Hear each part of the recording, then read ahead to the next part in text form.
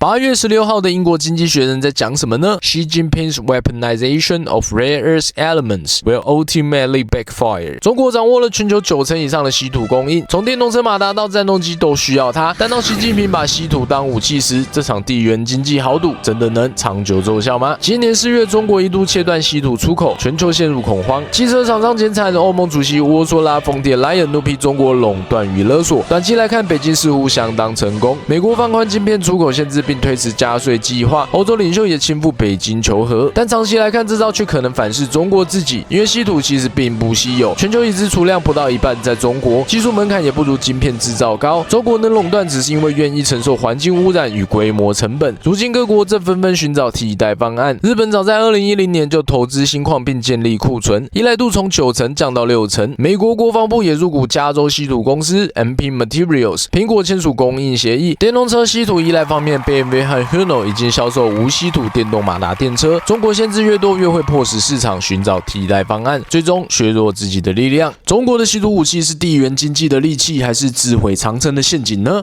请留言告诉我。The Global Observer， 高端的知识，轻松的解释，我们下次见。